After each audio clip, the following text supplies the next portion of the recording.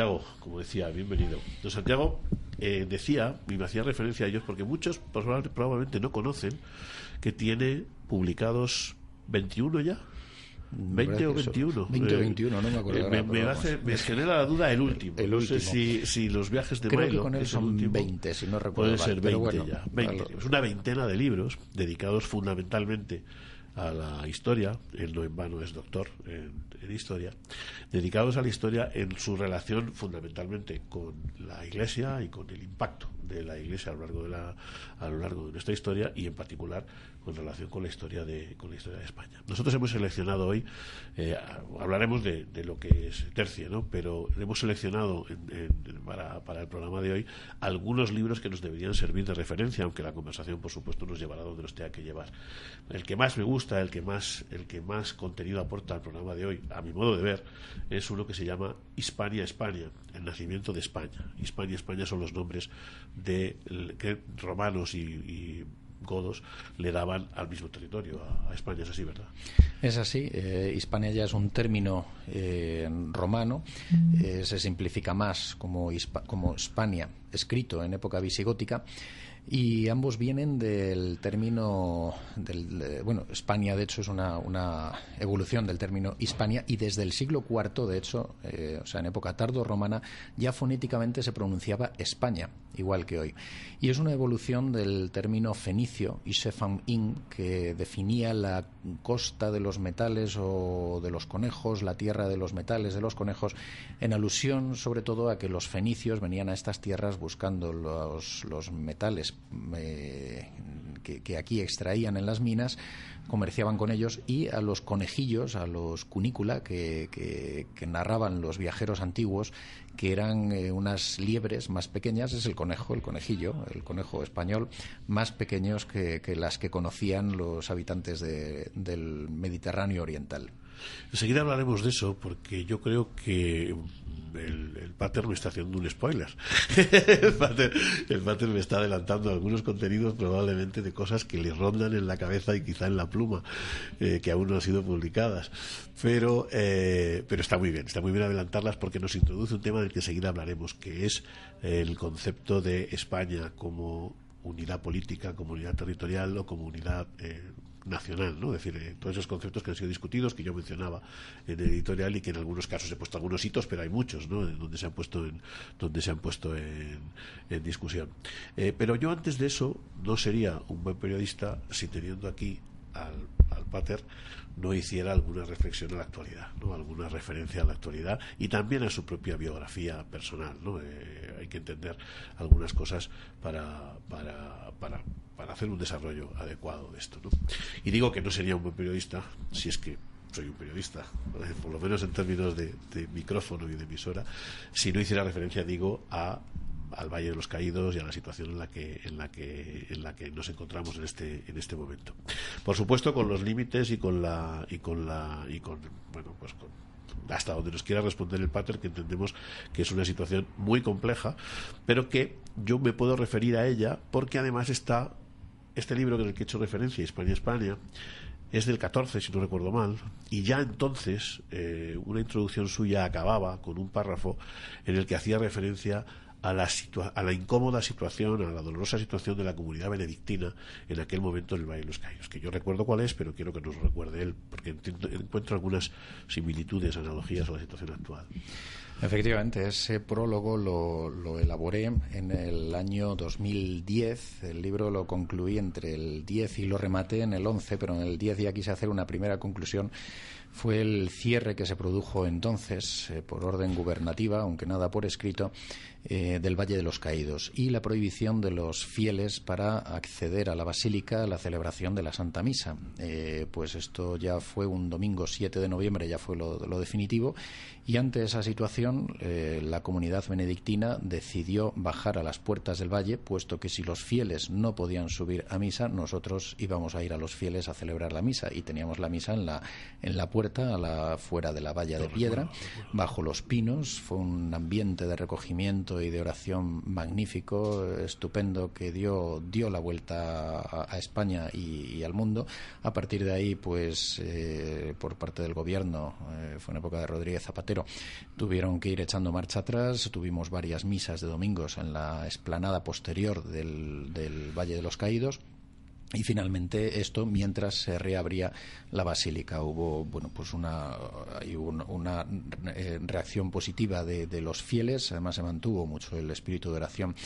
Y cuando decidimos bajar toda la comunidad en capítulo la noche anterior, bajar a la puerta, yo quise concluir ese prólogo en vistas de que no sabía lo que podía suceder, cómo iba a suceder, si todo se iba a desarrollar en paz o qué reacción podía haber por parte del gobierno y de las fuerzas de seguridad dirigidas por él.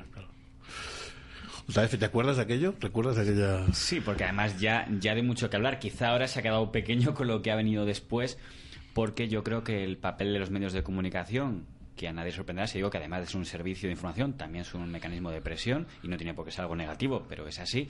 Yo creo que en esta ocasión ha tenido, si me permite, un paso de señalamiento personal que creo que no hubo entonces. O sea, no recuerdo en aquel momento que si hubo que hubiera, como ha habido ahora, un señalamiento tan personal que yo, y esto reconozco que es subjetivo, sí creo que había una intencionalidad clara de influir en la voluntad de una persona, pero es una diferencia que yo veo por compararlo de entonces, del gobierno de entonces y el gobierno de ahora. Quizá no es culpa del gobierno, sino de los medios que se han tomado esa licencia.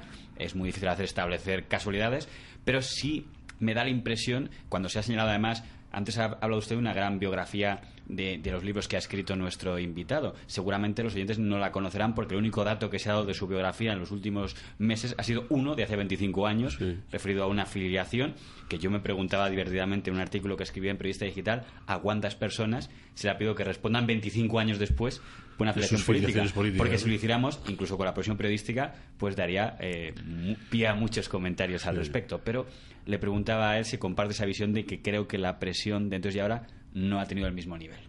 Sí, ha aumentado la presión mediática, sobre todo ha sido mucho mayor en este momento, pienso yo. En aquel momento fue una presión política de hecho, no de derecho, porque legalmente no podían hacer nada, pero la presión mediática ha sido ahora mismo brutal. Ya lleva incluso antes de todo el tema de la exhumación de los restos de Franco, ya comenzó con otros temas y ya comenzó una fijación personal. Ha sido, yo creo que sí, el intento de destruir a una persona que me ha tocado a mí.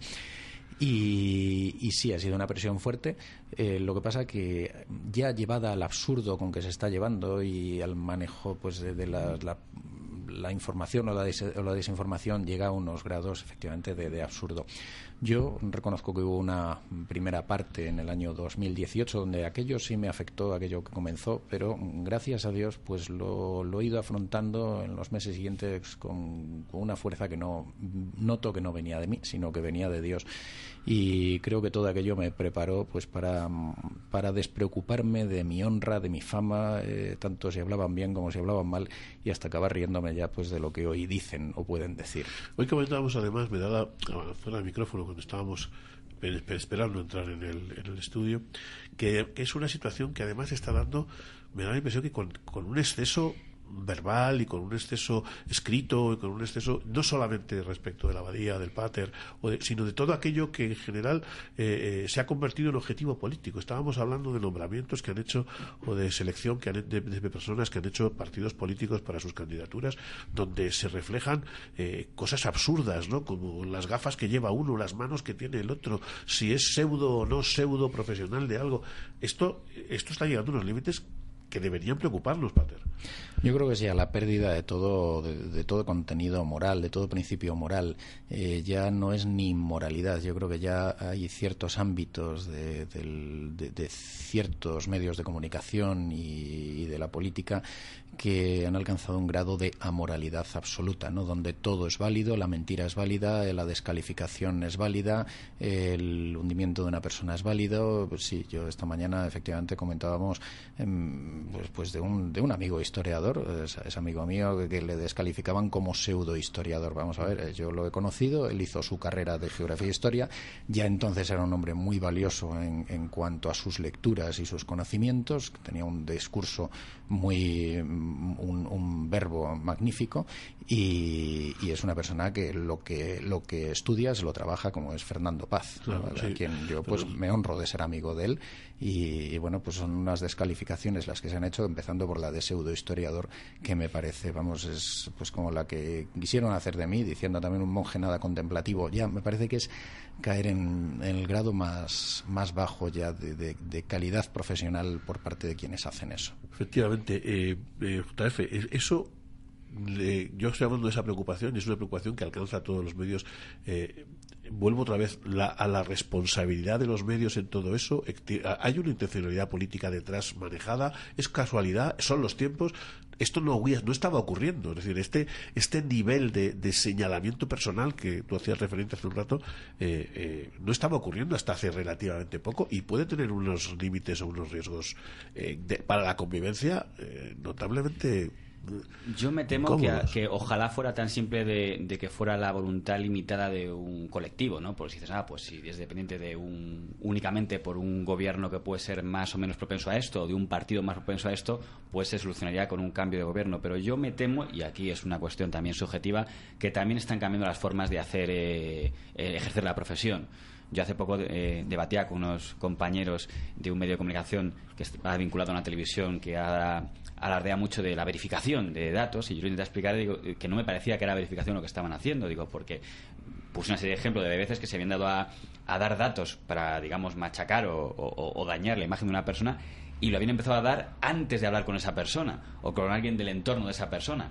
Luego llegaba la aclaración, bueno, matiza, bueno, rectifica, pero ya la habían lanzado y decía, en todo caso, no estáis jugando a verificar, estáis jugando a pillar. Si es, no digo a manipular, porque a lo mejor no hay una conciencia de manipular, pero es a ver qué encontramos que suene un poco mal, y mira, digo, no lo llaméis el nombre que tenía, llamadlo el pillatrón, porque lo que estáis haciendo es ver en qué podéis pillar, qué suena mal del rival o del político al que tengo que hundir, y si luego lo saco de contexto, problema suyo, que lo explique él.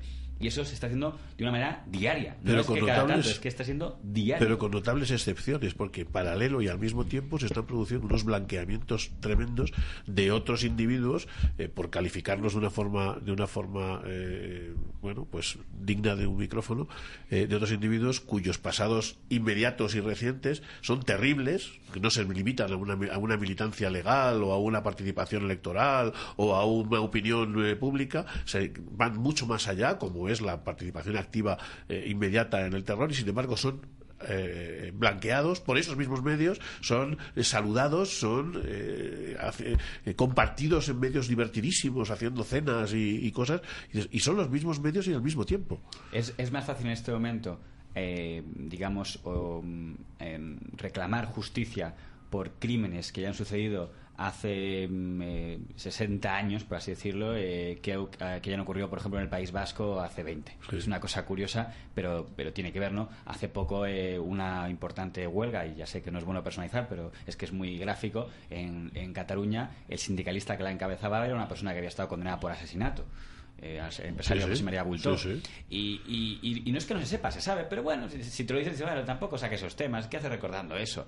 En cambio, ayer un grupo de personajes militares, por algo tan secundario en comparación con eso, como haber firmado un manifiesto por la figura militar, que no política, del antiguo dictador, y ya era un crimen de lesa humanidad. Pero supongo que tiene que ver con las modas de cada país. Quizá si fuéramos a Rumanía, a lo mejor resulta que en Rumanía es más fácil hablar de crímenes de una etapa que de otra, y más fácil hablar de Ceausescu que de Antonescu. En España está claro el doble rasero, porque se ve diariamente, y quizá está ligado, aquí que tengo un gran conocer de la historia de España, quizá está ligado a la historia de nuestro país, eso de que haya un doble rasero en qué crímenes son más fáciles de recordar y cuáles no. Yo creo que fundamentalmente va unido a algunas posiciones ideológicas. Lo que pasa que es verdad que en España son muy acentuadas, ¿no? Y bueno, pues aquí no se ha salido de un guerra civilismo, y en muchos aspectos de posiciones decimonónicas. Parece que estamos enquistados por parte o que estamos anclados por parte de algunas posturas políticas en mantener unas premisas. Pues el mismo anticlericalismo, por ejemplo, de hoy, pues no tiene no es tan distinto del de hace 2 siglos, cuando se produjo la desamortización de Mendizábal de 1835, o un año antes ya la matanza de frailes y de curas por lo que fue la patraña de las fuentes envenenadas, en que se acusó a los frailes de envenenar las fuentes para quedarse con las propiedades de la gente. Bueno, pues el anticlericalismo que hoy se está viviendo en realidad viene de aquella, bebe un poco de lo mismo, más que yo diría de algo de España, algo de posturas ideológicas que quizá en España sí han tomado un cariz más violento. ¿Ves una maldad brevemente en este tema? Claro. Y pido perdón si... Hay una cosa que a veces me tengo dudas sobre este tema que usted está comentando, que es si fuera que la gente considera que no es importante los crímenes, por centrarme en el caso de la Guerra Civil Española, los crímenes cometidos contra la Iglesia de una manera difícilmente ocultable, ¿no? No sé más que por el número de obispos asesinados, que creo que no tiene comparación, por lo menos en la historia contemporánea, de que la gente no lo considera importante, considera que sus vidas valían menos, pero me temo que en mi generación es porque no se conoce. Yo creo que no se sabe ni siquiera ese dato, porque nadie lo ha reivindicado. Yo me pregunto si las personas que tenían mejor que haberlo reivindicado, parece difícil que los herederos de los, entre comillas, asesinos vayan a reivindicarlo. Es lógico que ellos reivindiquen más las víctimas de los que son los suyos, las víctimas de izquierdas, como reivindican diariamente. Pero no sé hasta qué punto ha tenido que ver que los que sí podrían considerarse herederos, o bien por motivos políticos, o bien por motivos de fe, no lo hayan reivindicado. Me puede decir, hombre, es que ¿para qué reabrir heridas, tal? Digo, pero no es reabrir heridas, es ayudar a que no se propague la ignorancia y el desconocimiento, que es la cosa que yo me pregunto por qué se ha permitido eso. Y si se ha jugado siempre a que la Iglesia, que se repite reiteradamente, como es heredero del apoyo que hizo tal, tiene que pedir perdón, me llama la atención que cuando algunas siglas siguen existiendo, pues digo, oye, pues que las disculpas sean colectivas, y si se entiende que la Iglesia tiene que pedir perdón por lo que hicieron en el siglo tal, pues si sigue existiendo unos partidos que reivindican, y ellos quieren reivindicar la memoria del lado del martillo, la memoria de tal, pues entonces también estaría bien que digan, oye, algún día se pedirán disculpas, o siguen pensando a día de hoy que estuvo bien eso. Entonces la pregunta que yo hago hoy de esta es, ¿qué parte de responsabilidad de ese olvido le corresponde no tanto a esa ideología, sino a los del otro lado, incluso a la parte de la Iglesia, con perdón si lo digo así, de no haber reivindicado que no se fomentara ese olvido? Hay una parte importante por temor siempre a la otra parte, por el miedo que infunde de algún modo la izquierda, pues suele tener una vertiente bastante agresiva en mucha violencia, por lo menos verbal, lo acabamos de decir también a nivel mediático, y muchas veces pues en las posturas opuestas hay un temor, hay una cobardía, incluso yo creo que miedo a que aquello se vuelva a reproducir, o efectivamente esa especie de estilo vergonzante hacia pues la Iglesia, si actuó, si no, con el franquismo. Pero bueno, es que es olvidar que murieron prácticamente 7.000 personas, hombres y mujeres, por el simple hecho de ser religiosos, religiosas y sacerdotes. Era su único delito, e incontable número de laicos por el simple hecho de ir a misa o de declararse católicos o de ser de familias católicas conocidas. Es decir, que no hubo ni siquiera una causa política, fue una causa de fe. Y olvidar esto pues me parece triste. Bien es cierto que de todas formas hay que agradecer, y ahí fue sobre todo desde época de Juan Pablo II, la reapertura de los procesos de beatificación que ya tenemos si no me equivoco son 2.000, claro, y todavía faltan muchos, ¿no? Pero bueno, pues ahí yo creo que fue la voluntad de este papa polaco, que también conocía lo que había sido la persecución y la era de los mártires en Europa y en el mundo en el siglo XX, víctimas fundamentalmente del comunismo, pero también pues del nazismo, por ejemplo. También él en Polonia lo conoció bien y muchos beatificó de entonces y se han beatificado o canonizado después. Fue esa voluntad. Juan Pablo II tenía pues era un hombre valiente, se había forjado en la clandestinidad y en la lucha por la verdad, en un ambiente difícil, y hoy pues lamentablemente a veces falta esto en quienes deberíamos tenerlo, y deberíamos recordar a nuestros mártires sin odio, con amor, pues como lo hicieron los mártires, y como se hace cuando se les rememora, pero también diciendo claras las cosas, ¿no? Porque a veces pues parece que bueno, hasta en la terminología vamos evitando que se hable de los mártires españoles. Ya pues la fiesta actual ya se celebra San Inocencio Canoura y San Pedro Poveda y compañeros mártires, lo cual me parece magnífico, pero recordar por lo menos ya la denominación de mártires españoles del siglo XX, pues ya se obviaba un poco lo que había, pero bueno, es que con la de ahora pues todavía más. Hay como un temor a ver si vamos a ofender. No, si la perspectiva del mártir es la del perdón al prójimo, la del perdón al verdugo. ¿Cuántos murieron perdonando de palabra y por escrito a quienes les mataban? Pero diciendo la verdad también. Forma parte de ese mismo lenguaje. Ayer me quedaba con una frase también periodística, no tiene nada que ver con esto, pero sí con la intencionalidad. Decía algo así como la madre de las niñas asesinadas, este era el texto y luego continuaba, decía, parecía que las niñas asesinadas las había asesinado una mofeta, porque no era la madre de las niñas asesinadas, era la madre asesina de sus hijas, que es distinto. Pareciera que su condición era la de madre y que las hijas habían sido asesinadas, pues no sé, por una tempestad o algo así. Y es este tipo de lenguaje en el que de repente las terminologías se apagan, los indicativos se quitan, lo que pudiera ofender o contradecir la ideología imperante en un momento determinado. Y en este caso estoy convencido de que hacía referencia a este otro movimiento del 8 de marzo, ¿no?, de la mujer, la violencia, no sé qué. Y esto es lo que está pasando, ¿no?, que se nos está cambiando el lenguaje, que es uno de los elementos más importantes para la transmisión de ideas y de culturas. Pero vamos a terminar con yo además, el Pater lo sabe, porque seguro que lo sabe, lo que no conocerá es la anécdota. Yo tengo en el Valle de los Caídos, yo tengo a mi abuelo, a mi bisabuelo. Es de esos casos en los que supongo que se puede considerar martirio, puesto que fue sacado de su casa de noche por su única condición de ir a misa los domingos y una supuesta condición, ni siquiera nosotros la hemos podido comprobar, de ser de Renovación Española. En todo caso, de una denuncia por el portero de la finca por su condición de católico y derechista, asesinado en las primeras horas de agosto del 36, trasladado a Paracuellos y por lo tanto después. Pero la anécdota que quería contar, y quizá el Pater no conoce, y va en la línea de lo que él estaba diciendo, y también en lo que es el Valle de los Caídos, es que mi abuelo, su hijo Alfredo, ese sí joncista de primera línea, combatiente en todos los frentes, de los que se pasó de un sitio a otro porque le cogió en zona roja y tuvo que dejar ya a su familia, combatió, como digo, en todos los frentes. Terminada la guerra, cogió de la mano a mi padre, a su hijo Ricardo, también asesinado después por los herederos ideológicos de los que entonces asesinaron a su abuelo. Lo llevó de la mano, se lo llevó hasta la finca donde vivía y seguía viviendo el portero que había sido el denunciante y que murió de viejo, y le dijo: aquel es el hombre que denunció a tu abuelo, pero hoy la guerra ha terminado y empieza el periodo de la reconciliación.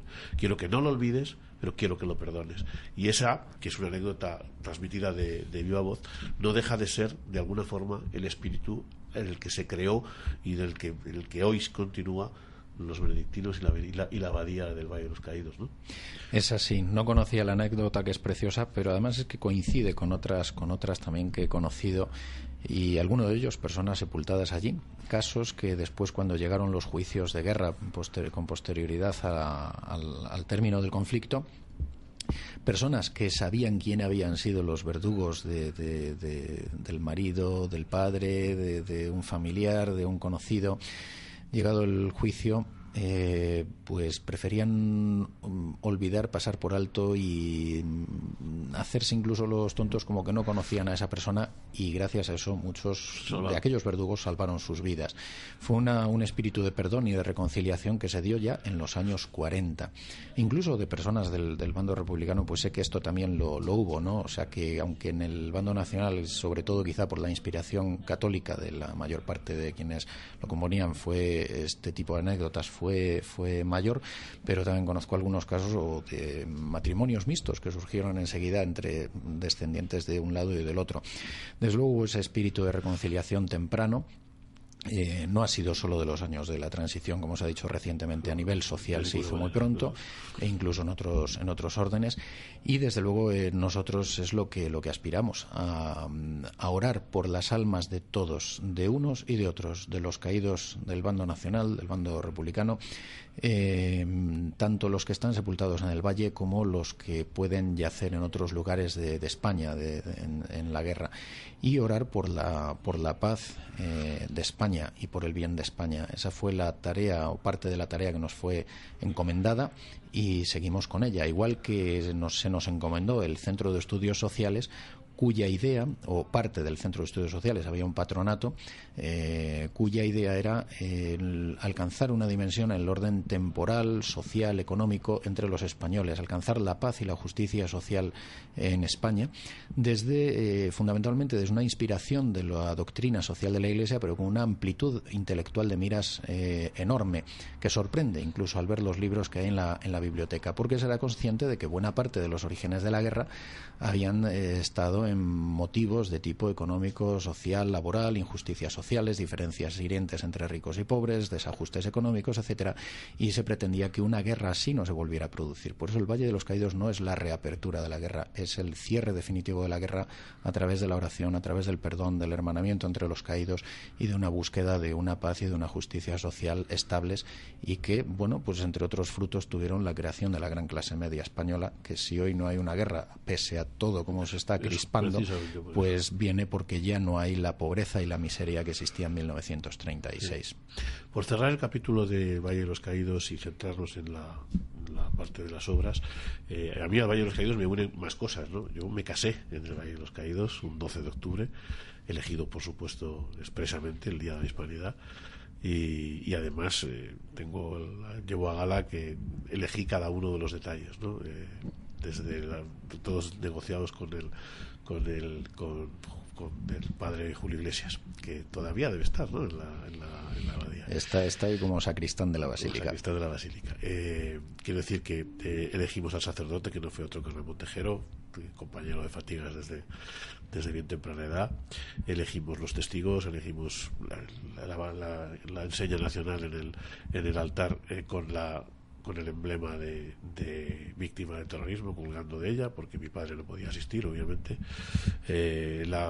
El toque durante la Eucaristía del himno nacional, que era una bonita costumbre que se ha perdido en nuestras celebraciones religiosas, y por supuesto un 12 de octubre. Entonces me unen muchas cosas, y por lo tanto me preocupa cuál pueda ser el destino del Valle de los Caídos, ya no desde el punto de vista político, que por supuesto está en los periódicos, sino desde el punto de vista, y lo ligo con el párrafo aquel del libro de la introducción de España, del 2011, cuando hemos leído todos en los periódicos que, como medida de presión al margen de la medida personal y de persecución específica de las personas y no de las actitudes, se ha hecho también un bloqueo de los recursos de la basílica, que esto ya es terrible. ¿Esto cómo está? Bueno, es que de hecho esto viene a ser un incumplimiento del régimen jurídico y económico del Valle de los Caídos. El Valle de los Caídos, cosa que mucha gente desconoce, es una fundación, la Fundación de la Santa Cruz del Valle de los Caídos, cuya beneficiaria es la abadía, encargada del cumplimiento de los fines fundacionales, y el patronato lo ejercía el jefe del Estado, lo delegó el rey Juan Carlos en el Consejo de Administración de Patrimonio Nacional, que por lo tanto ejerce el patronato, y esto a la espera también del cumplimiento adecuado que nosotros venimos reclamando en varias ocasiones, lo hemos hecho, de una ley reguladora de patrimonio nacional de 1982, con la constitución de una comisión para la adecuación del régimen jurídico, su actualización y bueno, pues la puesta en marcha de ese nuevo patronato. Esto se viene incumpliendo, pero no por parte nuestra, desde hace muchísimos años, y por lo tanto a veces se nos ha dicho por parte de algunos juristas, lo cual es lo adecuado. El régimen jurídico del Valle de los Caídos ahora mismo está deslegalizado, pero vigente el régimen inicial, puesto que no se ha puesto en práctica esa ley reguladora del año 82, que ya digo, venimos nosotros reivindicando o reclamando. En teoría, todo lo que se ingresase en el Valle de los Caídos debería ir íntegramente destinado al cumplimiento de los fines fundacionales, al Valle de los Caídos. El el patrimonio nacional lo debería poner a disposición de la abadía para que la abadía distribuyera, señalase cómo distribuirlo, y Patrimonio Nacional, como patrono delegado, así lo hiciera. En la realidad esto no se ha hecho nunca, en realidad ni antes de 1975 ni después. Lo que se está haciendo actualmente es que lo que se percibe, lo que se ingresa por entradas, que además lamentablemente hay una infrautilización del Valle de los Caídos, hay una infraexplotación, se podía sacar mucho más, pero está cerrado la mitad de lo que hay allí, cafeterías, funicular, etcétera. Se lo está llevando el Estado, lo lleva Hacienda. Luego ya para el Valle de los Caídos se destina una cantidad de los presupuestos generales y de los presupuestos de Patrimonio Nacional. A la abadía en concreto se le están dando 340.000 euros desde el año 2009, lleva congelado, que es 2009 congelado, y es realmente insuficiente, y nos lo han reconocido en alguna ocasión desde Patrimonio Nacional. Es insuficiente. Congelado significa que sí se estaba recibiendo, pero no se ha aumentado la partida. No se aumentaba la partida. Ni con el coste de los tiempos, ni con el aumento de responsabilidades, ni con nada. Con nada, siendo conscientes de que sobre todo el gasto de la escolanía, pero no solo, pues es superior, es decir, esto es insuficiente. No somos unos gorrones del Estado, como se nos está presentando, no es una subvención que recibamos del Estado, no es que el Estado nos esté regalando la vida, sino que esto responde al cumplimiento, o de algún modo al incumplimiento más bien, del régimen jurídico y económico del Valle de los Caídos, que nosotros venimos reclamando. A raíz de un informe del Tribunal de Cuentas, va ya para 3 años, sobre la gestión de los bienes administrados por Patrimonio Nacional, entre ellos la propia Fundación de la Santa Cruz del Valle de los Caídos, se señaló unas pautas de cómo ordenarlo, entre otros motivos, porque no se estaba gestionando la fundación tal como debía ser, sino que se nos venía asimilando en la práctica como una de las fundaciones o patronatos reales que administra Patrimonio Nacional vinculados a otras comunidades religiosas. Esto era incorrecto, porque la Fundación de la Santa Cruz del Valle de los Caídos tiene otro régimen distinto, y se señaló que se debía poner en práctica. Entender los regímenes distintos. Totalmente. Entonces, bueno, pues se han dado algunos pasos por parte de Patrimonio Nacional ahí. Nosotros lo dimos presentando un presupuesto real, y luego es aquí donde han venido los problemas. Pues más tarde se nos ha pedido que, como ese presupuesto salía deficitario, porque lógicamente es que nosotros tenemos que acabar poniendo de lo nuestro para el cumplimiento de los fines fundacionales, no se nos cubre con los ingresos que se nos están dando. Entonces, bueno, pues se nos dijo que eso se corrigiera, pero ya en un ejercicio que estaba prácticamente terminado, y lo que hemos hecho, pues ofrecer un cierre provisional de cuentas, porque lógicamente nos parecía pues que desde una responsabilidad contable no se podía hacer un nuevo presupuesto de un ejercicio que ya había terminado como el 2018.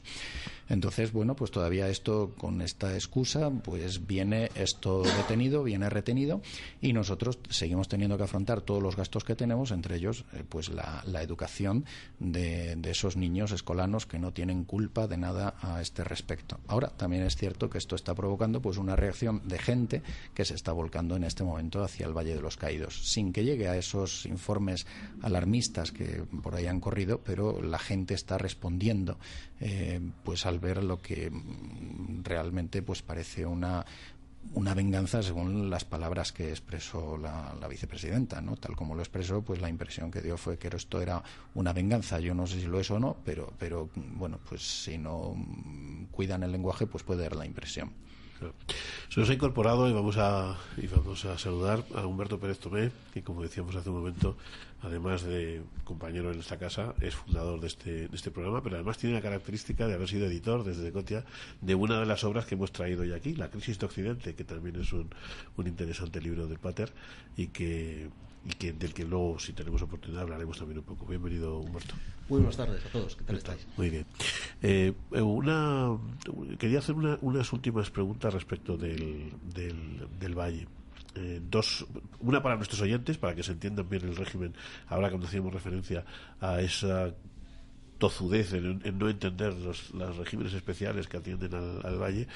Hay otro que atiende a la estructura jerárquica, que a veces no se entiende bien. ¿Cuál es la estructura jerárquica de la comunidad benedictina? Dentro de lo que es la jerarquía de la Iglesia, ¿no? Sí. Bueno, somos abadía exenta. Sí, somos abadía exenta como abadía benedictina, por lo tanto no tenemos una dependencia, salvo pues en el campo, digamos, sacramental del arzobispado del obispado correspondiente, que en este caso es el arzobispado de Madrid.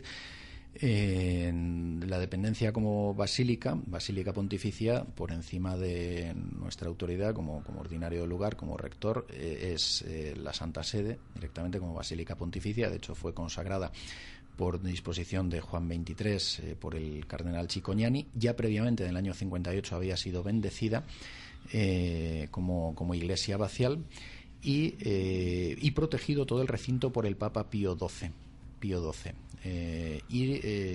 Por lo tanto entra dentro del derecho pontificio y de las relaciones Iglesia-Estado. Y en cuanto al orden jerárquico a nivel de comunidad monástica, nuestro superior inmediato, o mi superior inmediato, es el abad de Solesmes, abad presidente de la congregación de Solesmes. La orden de San Benito somos unas 20 congregaciones independientes entre sí, nos une la Santa Regla, la regla de San Benito, y en casi todas el mismo hábito, pero tampoco es igual en todas. Y luego cada una tiene sus constituciones y declaraciones a la regla particulares. Entonces, en nuestro caso, el superior inmediato, a nivel de vida monástica, a nivel de comunidad, no propiamente tanto a nivel de lo que sucede en la basílica, es el abad de Solesmes. ¿Cómo están las cosas respecto tanto a la Santa Sede como a la autoridad benedictina con todo este follón, que supongo que es lo último que quiere cualquier comunidad religiosa, y desde luego la benedictina menos, claro? Sí, desde luego nosotros no es una página agradable el tener que andar con estas cosas. Hemos abandonado las realidades más directamente que nos atan a este mundo para dedicarnos a otras realidades más espirituales, pero nos vemos enfangados en ellas, ¿no? Bueno, pero lo tenemos que afrontar con realismo y con serenidad, con paz, y con una dimensión trascendente que quizás es lo que muchas veces no se comprende desde fuera. Las relaciones son buenas y ha habido una información por nuestra parte de cuál es la realidad, ya que sobre todo desde Francia puede haber un desconocimiento mayor por la distancia. Normalmente pues la Santa Sede tiene mejor información, bueno, pues todo lo que ha sido siempre la diplomacia vaticana, aunque también a veces puede haber un desconocimiento de parte de la realidad, ¿no? Porque también una influencia pues, política grande. Puede haber, sí, o intentos de influencia política. Sí, eso evidentemente es así. Bueno, JF. Una curiosidad a modo y además vincularlo con la historia por ver si es equiparable a otros países. Por cierto, que no se me olvide decir antes cuando mencionaba el nombre de San Pedro Poveda, que me parece una tragedia, que vuelvo a mi generación, que probablemente conozcan mucho más quién era una figura como Puig Antich, que no digo que no merezca el respeto, pero que había cometido, por lo menos se le acusaba de haber cometido asesinatos, que una figura como, por ejemplo, Pedro Poveda, o tantos que podríamos decir, o Victoria Díez o tal, cuyo único delito que sería enseñar a los niños en aquella época. Pero la pregunta que le quería hacer es si podía ser comparable algo como el Valle de los Caídos a otros países. Yo cuando veía el otro día en una cadena de televisión cuyos informativos tienen ya una sección diaria dedicada a hablar o bien del Valle o bien del régimen anterior, y hablaba de por primera vez unos familiares han podido entrar se referían a víctimas del bando republicano, pero a la vez es evidente también hay víctimas del bando nacional, yo que sé, pues como puede ser Carmen Tronchoni y tantas otras. La pregunta que yo hago es, ¿eso tiene comparación en otros países? Porque quizá hay que reconocer que si la percepción que hay de mi generación para abajo es que el Valle de los Caídos es un monumento de exaltación neonazi y fascista, que ha fracasado la idea que se pretendía. Pero al margen de esa valoración, a modo de comparación, en otros países que han sufrido guerras civiles igual o tanto terribles que la nuestra, ¿existe algo que se pueda comparar de un lugar donde haya enterrados? Porque el hecho objetivo es que hay víctimas de ambos bandos, que es un poco extraño si fuera un monumento de exaltación fascista, ¿cómo permites que tus héroes estén junto a los del bando enemigo? No concuerda eso con la idea, pero bueno, ¿existe una comparación? ¿Se ha hecho en otros países o es una cosa que tiene que ver con el espíritu de la historia española? Yo creo que no hay algo paralelo. A veces se ha comparado, si no me equivoco, es con el cementerio de Arlington, me parece, o el cementerio, no recuerdo ahora mismo, un cementerio de la Primera Guerra Mundial donde hay aliados y alemanes enterrados. Allí puede ser manados. Pero desde luego a nivel de una guerra interna de una misma nación yo creo que no existe nada similar, o por lo menos de estas dimensiones. Incluso se creó una réplica del Valle de los Caídos en Filipinas, pero fue para el recuerdo de las víctimas de los japoneses, tanto filipinas como estadounidenses, de una marcha terrible que hubo de prisioneros, y muchos de ellos murieron. Y incluso arquitectónicamente se creó un nuevo Valle de los Caídos con una cruz más pequeña en Filipinas, un monumento más pequeño en un valle más o menos, un lugar más o menos semejante, pero solo fue realmente para un bando, no fue la idea de la reconciliación. El Valle de los Caídos, la idea, y nosotros la que mantenemos, es la de la reconciliación entre los dos, y por eso entre los dos bandos, los caídos de ambos, y por eso nosotros oramos por ambos. Quizá quien no entienda lo que es el sentido de la oración le puede costar comprender esto, pero para nosotros como monjes lo más valioso que podemos ofrecer es nuestra oración y la misa ofrecida por las almas de todos ellos y por la paz en España. Para nosotros es lo más valioso. Entonces, nosotros, incluso para aquellos que quizá no lo sepan valorar, ofrecemos lo que consideramos lo más valioso que nosotros podemos dar. Y nunca fue solo a los muertos de un bando y nosotros, siempre fue a todos los que estaban allí. Jamás, siempre a todos. Incluso tenemos una petición diaria por todos, pero siempre fue a todos, a los de un bando y a los del otro.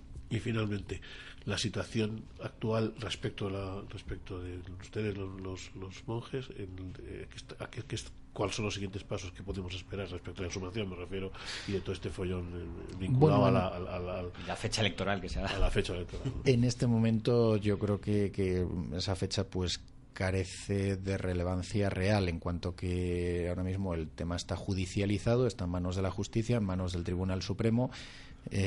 Muy probablemente puede suceder que se den medidas cautelares de suspensión. Hay varios recursos en marcha, y si no se dictase, en cualquier caso, los recursos contenciosos administrativos siguen adelante y podrían luego incluso subir a Estrasburgo, al Tribunal Europeo de Derechos Humanos. Por lo tanto, yo creo que objetivamente es una cuestión que se puede prolongar en el tiempo. Muy bien, pues vamos a cerrar aquí ese capítulo Valle de los Caídos como tal, que no podía yo dejar pasar, con Santiago Cantera a nuestro poder, y vámonos en nuestra presencia, y vamos a ir directamente ya así a sus libros. Y la primera pregunta que me viene, ahora que estos días vivíamos, casi vamos a hacer primero una pausa para la publicidad y volvemos enseguida.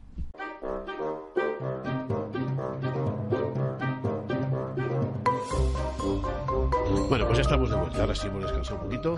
Hemos dejado atrás la parte de la curiosidad del Valle de los Caídos y nos centramos, como decíamos, en la obra literaria, o en parte de esa ingente obra literaria de nuestro doctor en historia, Santiago Cantera. Hispania, España, el nacimiento de España. El título que de los que yo he seleccionado, como digo, que hemos seleccionado hoy, en realidad he seleccionado 4. Uno no lo he llegado a traer porque es un atlas chiquitito, fantástico, en 2 volúmenes, a base de mapas históricos. Está muy bien. Se lo he dejado a mi hija. No sé si el objetivo era, no sé a quién está dirigido en cuanto a público, pero mi hija, que está en los 16-17 años en este momento, encajaba perfectamente. Y es una peculiar presentación de ese volumen. Es el Atlas Histórico de España, no me acuerdo exactamente el título ahora, unido a cronologías, y está pensado sobre todo a un público joven y de estudiantes, o de estudiantes de historia, y no solo de historia, o universitarios, o estudiantes de enseñanza media, o un público incluso más amplio, o como obras de referencia también para historiadores.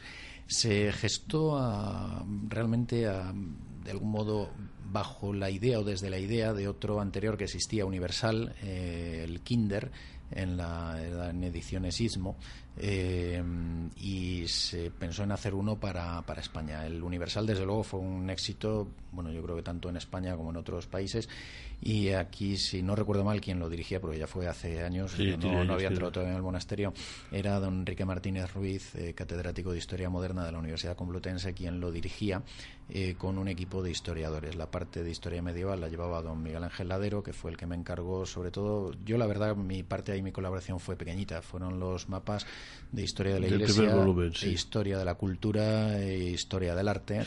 Fue un conjunto de 10 a 15 mapas, me parece recordar. Sí. No. Yo lo recomiendo vivamente para eso, para gente que necesite una información gráfica inmediata muy bien organizada. Desde luego es muy didáctico, sí, muy pedagógico.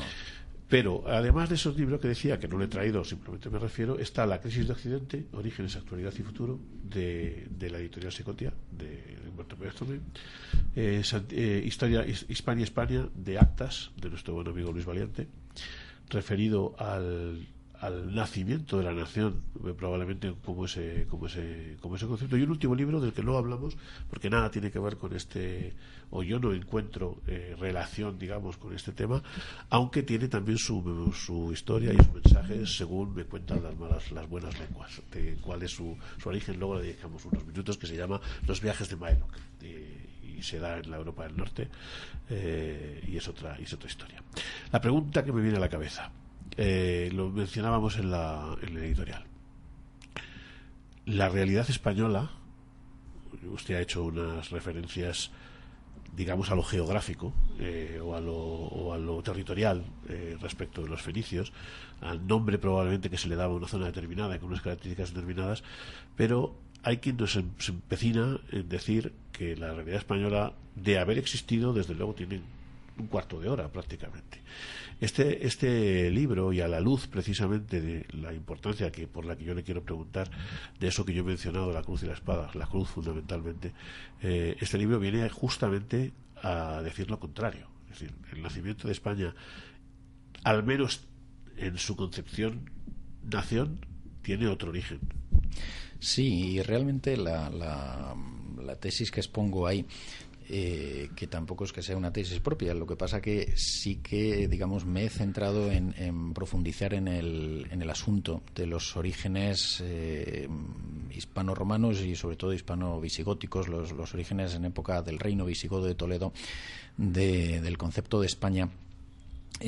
Tiene ya unos predecesores, ¿no? Otros estudiosos del concepto de España o de la época visigótica. En España, por ejemplo, José Antonio Maraval, el mayor conocedor hoy día del mundo visigodo, como es García Moreno, o hispanistas como Jacques Fontaine, o medievalistas también como Sánchez Albornoz o Menéndez Pidal, entre otros, trataron sobre el tema. Pero lo que yo de algún modo echaba de menos era una monografía sobre el tema. Sí existía una en Francia, de Suzanne-Tellet, pero una monografía digamos actualizada sobre el tema. Y eso fue la idea del libro en sí mismo: descubrir y dar a conocer esos orígenes del concepto de España como patria, como un reino ya unido en época de los visigodos, y la importancia que tiene de cara a los siglos posteriores, sobre todo en la Edad Media, de cara a la reconquista de España en los diversos reinos hispano-cristianos. Entonces es ahí donde realmente se ve, cuando los reyes católicos llegan a conseguir la unión de España, la unión de reinos y coronas, sus fundamentos doctrinales y sus fundamentos de legitimidad los encuentran en el reino visigodo de Toledo, en aquella unidad católica de España alcanzada primero en lo político por Leovigildo y posteriormente desde el Tercer Concilio de Toledo en el año 589 con la unidad religiosa también de España. La unidad católica de España, que va íntimamente ligada siempre a todo su desarrollo, y que probablemente tiene también que ver mucho con sus enemigos. Es decir, el mero hecho de nosotros estar representando y teniendo esa misión universal de la catolicidad, del evangelio, de la proclamación de la palabra en cada una de nuestras misiones, implica también encontrarnos enfrente, la mayor parte de las veces, a quienes piensan o lo plantean de otra manera. Vamos a hablar de esto con nuestro último invitado, si tenemos suerte y no está a bordo de un tren, o lo está y se puede hablar. Vamos a saludar, debe estar con nosotros, María Elvira Roca Barea. Buenas tardes. Hola, buenas tardes. Hola, buenas tardes. Encantado de tenerlo en este programa. No sé si sigue a bordo de ese tren o podemos... Ahora mismo no estoy en el tren, todavía. Vaya, fantástico, fantástico. Pues le vamos a dedicar unos minutos a ese magnífico libro que tiene ya... Yo tengo la 25ª edición, no sé si se ha superado la 25ª o no, que se llama Imperiofobia y Leyenda Negra, Roma, Rusia, Estados Unidos y el Imperio Español. Un tratado que trata que pretende hacer un recorrido por las distintas leyendas negras, aunque por antonomasia, como dice su prologuista, cuando no se dice más que leyenda negra, se refiere uno a la española, ¿verdad? Pues bueno, sí, la expresión, digamos, remite a la historia de España desde hace ya mucho tiempo. Es Julián Juderías el que, digamos, le da el certificado de nacimiento entre los conceptos históricos, pero realmente se usaba ya antes de que la empleara. Sí. Permítame que le haga una pregunta, y se la hago porque está en su introducción, en su texto inicial, que a mí me sorprendió, ¿no? Dice textualmente: 2 puntos conviene aclarar antes de proseguir.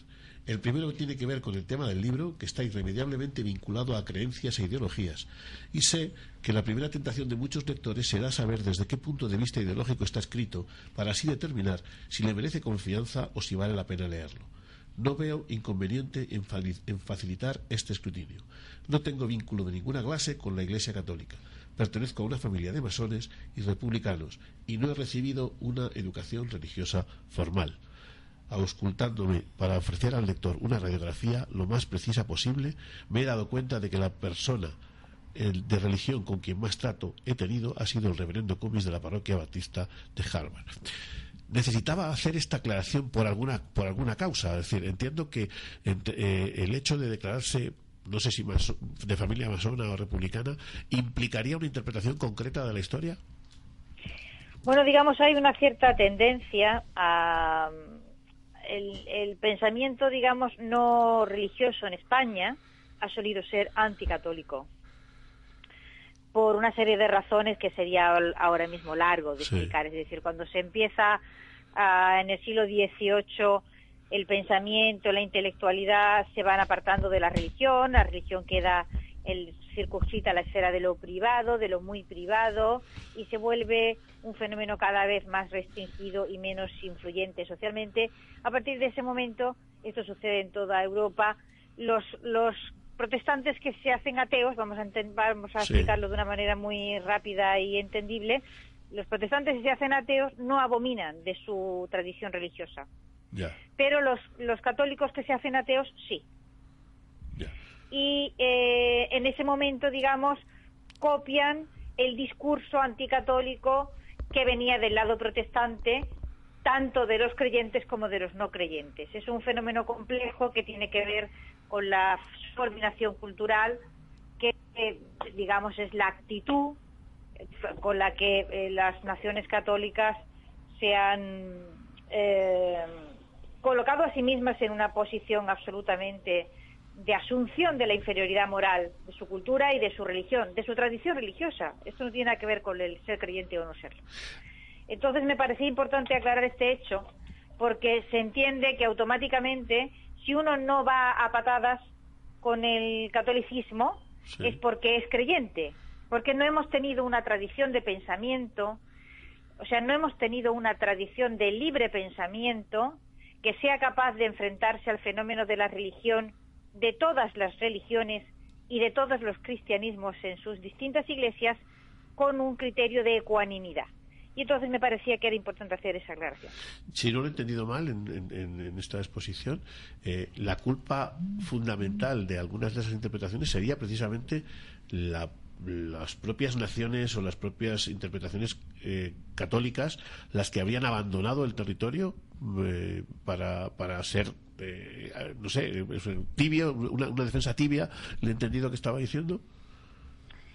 Las naciones católicas, digamos, toda vez que la Iglesia Católica no fue capaz de hacer, era difícil desde luego el hacerlo, ¿no? Sí. Pero no imposible, no fue capaz de encajar el cisma, sí, no fue capaz de encajarlo y asumirlo, adoptó desde Trento ya, digamos, una actitud,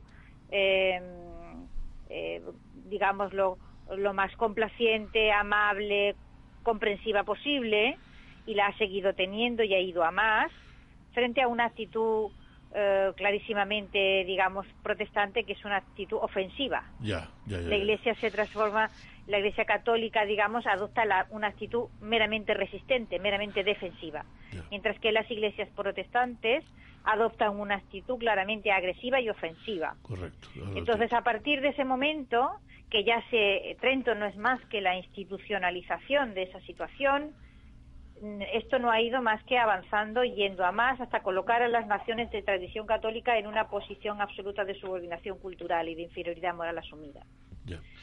Y en esto, claro está, la Iglesia tiene mucha culpa, pero también tiene mucha culpa los no creyentes. Es decir, podemos entender, digamos, que desde un punto de vista, pues no sé, del Evangelio o de la tradición cristiana católica, se adopte esa actitud religiosa. Yo ya ni entro ni salgo, ni tiene nada que ver conmigo lo que desde el punto de vista de la Iglesia sea conveniente para ella o ella considere que es conveniente para sí misma. Pero desde luego, lo que no tiene ningún sentido es que la tradición de libre pensamiento de las naciones católicas haya ido precisamente en contra de su tradición, cuando en el caso de las naciones protestantes, una vez superada, digamos, el vínculo religioso e instalados en el libre pensamiento, esto no ha supuesto, es decir, los ateos anglicanos no han ido contra la Iglesia anglicana, ni se han empeñado en contar y demostrar que es un horror de atraso y de intolerancia, y tienen motivos, y tienen bastantes motivos. Ni los presbiterianos tampoco, en el caso de Escocia, en fin. Esto es un problema muy grave del que no hay análisis, porque no hay conciencia de que ese problema exista. Está con nosotros en el estudio el padre Santiago Cantera, autor también de varias obras, entre otras Hispania España, que estamos trabajando hoy. ¿Comparte el pater la visión de doña Elvira en este aspecto?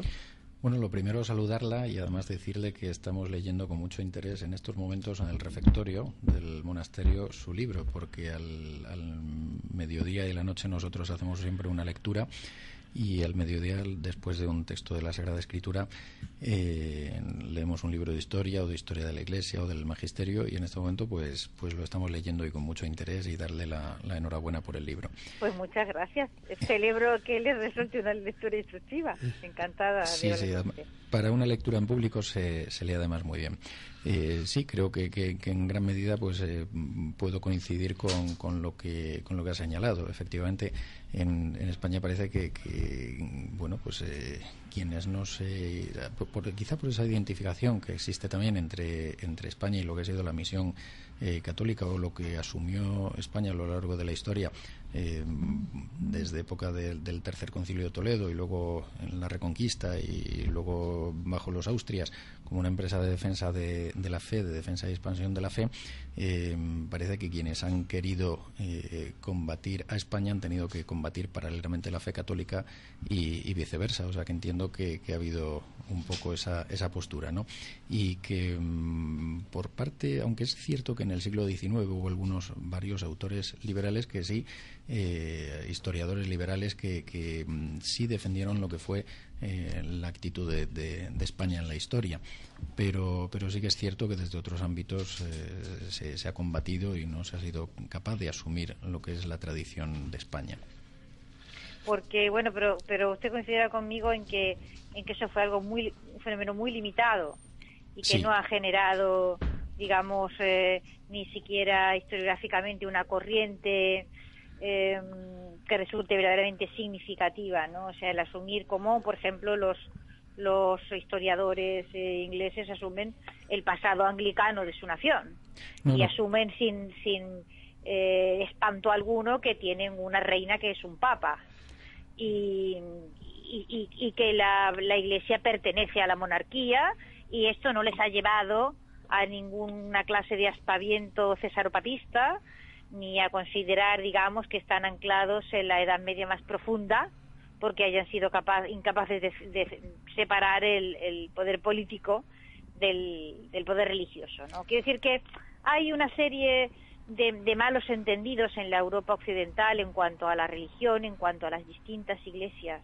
que conviven, a lo bien conviven, en Europa, que no han sido nunca puestos de manifiesto o que no son puestos de manifiesto simple y llanamente pues porque, digamos, entre los creyentes que heredan, porque se les enseña, porque forma parte de su educación, que no hay que señalar o que discutir o que molestar al protestantismo indicando, digamos, aquellos hechos menos edificantes que pudieran haber sucedido en sus territorios, y luego los otros, es decir, los que no han sido educados por la tradición católica y no tienen nada que ver con ello, automáticamente se suben al carro y entonces nos encontramos con una especie de gigantescos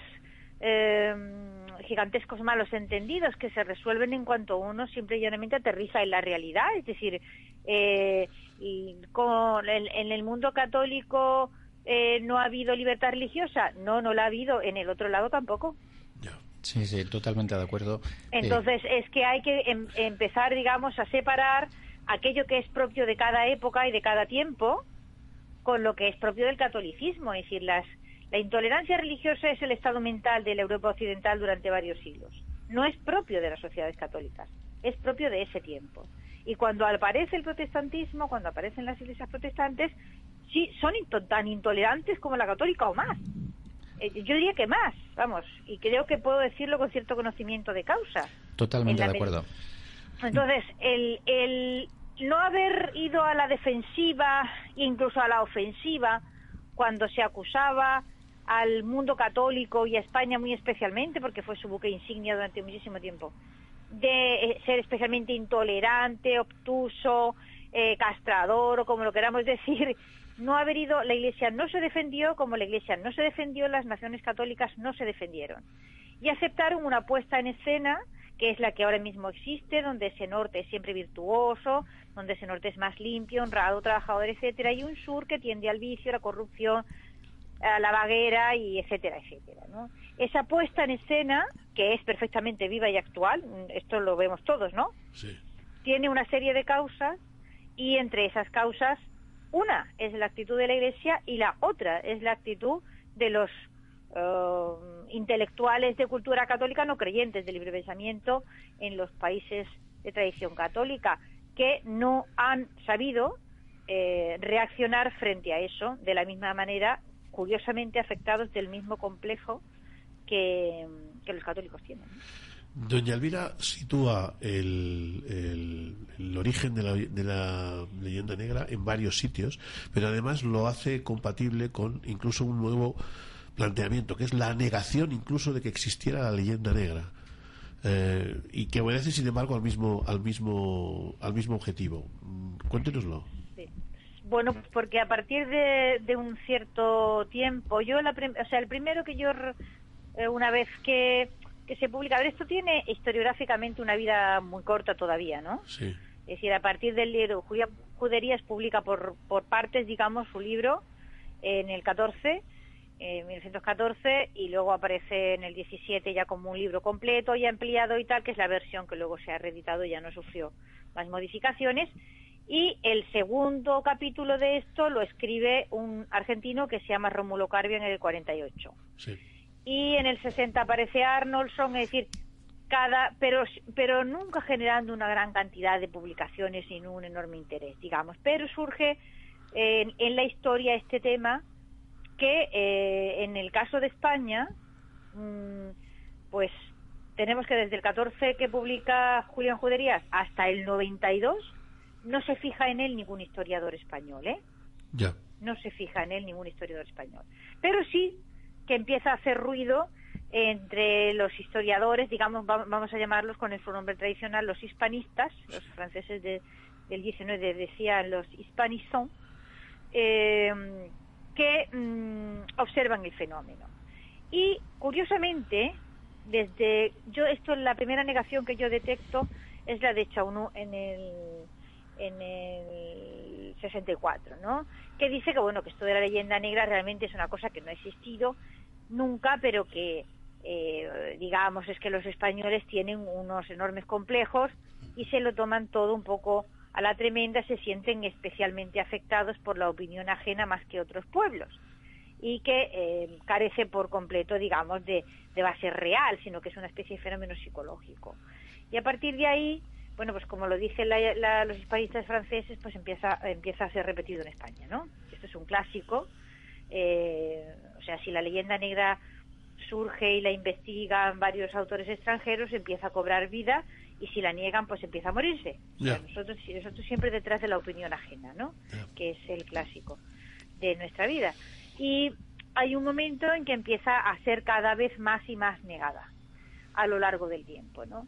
Hasta que, bueno, conforme va aumentando el centrifugado autonómico y conforme va aumentando el uso por parte, digamos, de las historiografías oficiales de distintas comunidades autónomas que están empleándose a fondo en la construcción de un argumentario de ofensas y en fin, convertidas en víctimas totales de una España espantosa y horrible, pues a partir de ese momento otra vez se echa a andar, y ya nadie puede negar el uso tremendo que los nacionalismos fragmentarios están haciendo de todos esos tópicos que arrancan del humanismo en Italia, pero que, bueno, después del humanismo en Italia tienen versiones en inglés, tienen versiones en holandés, en alemán y en todas las lenguas que usted quiera.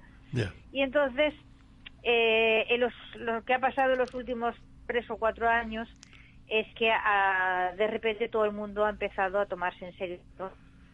Porque, bueno, mucha más gente de lo normal, digo de lo normal, Sí. de lo que era Hasta ahora, normal, sí, es lo que era hasta hasta, ahora, sí. porque, digamos, esto es un... y otros aspectos más, pues hay un cierto número de personas que han ido adquiriendo conciencia de que esto, además de peligroso, es caro, o Ya. además de caro es peligroso. Doña Elvira. Y digamos, lo que le quería contar es, bueno, Sí. ¿por qué en un momento dado se niega? Bueno, Sí. pues se niega, digamos, pues porque aparecen unos cuantos autores, normalmente franceses, que en el 60 y tantos dijeron que esto no era nada, que ya no existía nada de tal. Y entonces, a partir de ahí, pues hay varios más que lo niegan, pero bueno, digamos, también ha habido rectificaciones. Es decir, el profesor García Cárcel, y hay que entenderlo, en el 92 Ha sido decía, negacionista, sí. decía que esto ya, bueno, pues estaba, que era un fenómeno menor y poco significativo y tal. Y claro, esto hay que entenderlo, que el profesor García Cárcel escribe esto en el 92, Ya. que es un momento de gran optimismo, que es un momento espléndido para el país, que España está que se sale, etcétera, etcétera, y es muy razonable y comprensible que en aquel momento él pensaba, estos son antiguallas del pasado que ya no regresarán nunca más, ¿no? Ya. Pero los tiempos siguen y cambiando, siguen evolucionando, y te das cuenta hasta qué punto esa posición supremacista de determinadas religiones, de determinadas naciones, es importante, hasta qué punto está escrito en su disco duro de sus mitos fundacionales esa idea de España como el demonio del mediodía, y que en cuanto aprieta un poco el zapato es extraordinariamente fácil recurrir Ya. a esos conceptos ya muy viejos y muy bien asentados. Doña Elvira, ha sido un placer, nos está escapando el tiempo, ha sido un placer tenerla en estos micrófonos, tener esta visión. El libro lo volvemos a recomendar, es un libro extraordinario que, como digo, tiene 25 o 26 ediciones ya: Imperiofobia y Leyenda Negra, Roma, Rusia, Estados Unidos y el Imperio Español, que está editado por la Biblioteca Ciruela. de Ensayo de Ciruela. Muchísimas gracias por su tiempo, un placer. Gracias a vosotros, gracias a vosotros. ¿Asentías con la cabeza en algunas de las afirmaciones de doña Elvira? Porque es que, claro, Puesto. es que es curioso, ¿no? Las observaciones que hacen algunos de que si los españoles somos quisquillosos o somos demasiado afectos, ¿no? por los comentarios de los demás. Bueno, vamos a ver, o sea, yo creo que para empezar la difamación a cualquier persona le duele, le sienta mal, y lógicamente lo que pretende al fin y al cabo es darle la vuelta a lo que se está diciendo mal de él, ¿no? Ya no digo nada de la calumnia, o sea, eso ya échale tela, ¿no?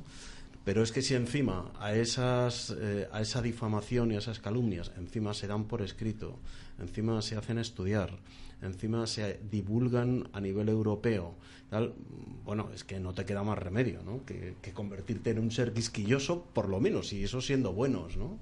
Lo que pasa que es que yo pienso, por otro lado también, que la izquierda ha querido hacerse muy propio de todo eso porque a él le venía bien, porque en el fondo no se estaba destruyendo a España, sino que se estaba destruyendo realmente pues un fondo católico, ese anticlericalismo que siempre ha determinado a la izquierda, por lo menos en España, yo creo que en general, pero vamos, en España desde luego. Y lógicamente eso es un defecto que ha calado profundamente entre gente, incluso, que es que a mí me llama la atención, gente que es intelectualmente pasable, diga cosas de esas, ¿no?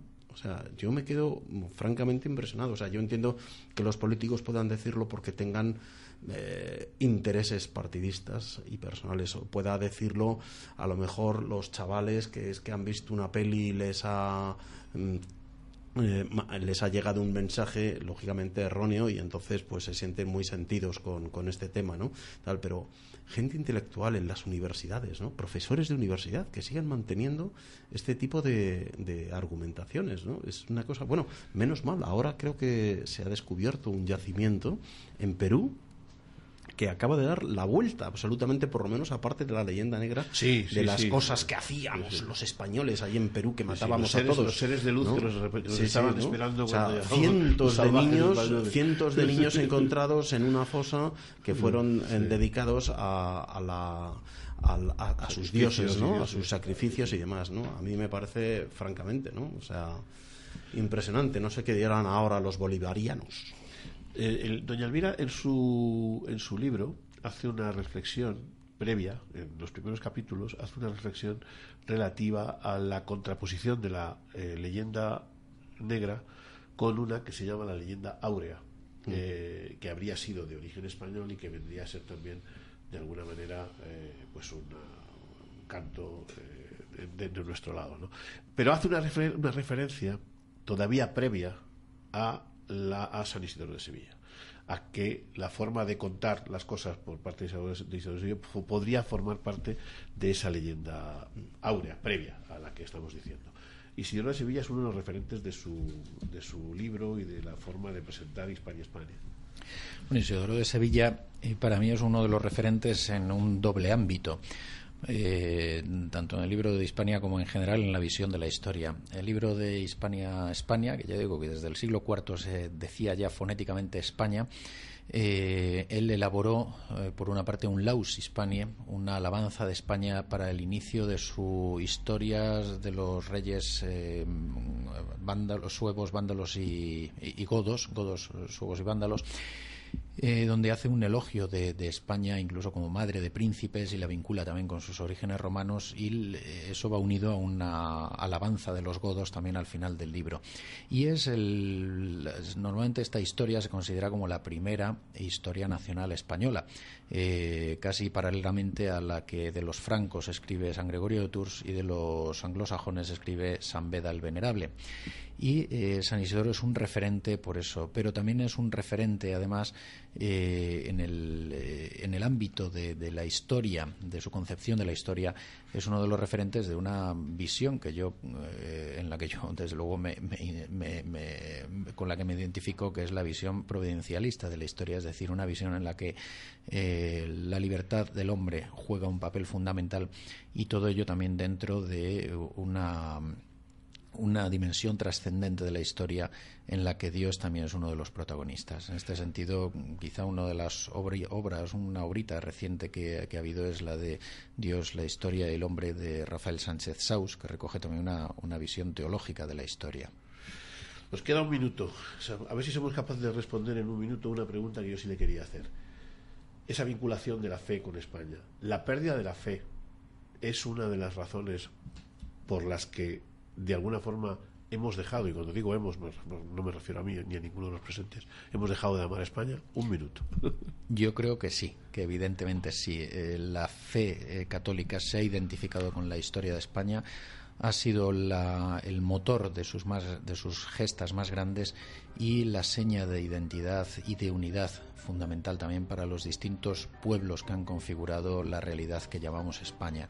En general lo es para toda Europa. De ahí pues esa relación con los otros dos libros, La crisis de Occidente y Los viajes de Maillot, que para un nivel de niños y jóvenes recoge lo que es la Irlanda católica gestada por los monjes, que nace de San Patricio, a quien justamente celebrábamos hace 2 días. La fe cristiana ha sido lo que ha definido las raíces y la esencia cristiana de Europa con todas sus naciones, entre ellas España y entre ellas Irlanda. Parte de Cantera, Humberto Pérez Tomé y J.F. Lamanta, que nos ha dejado hace unos minutos. Muchísimas gracias por todo. Muchísimas gracias.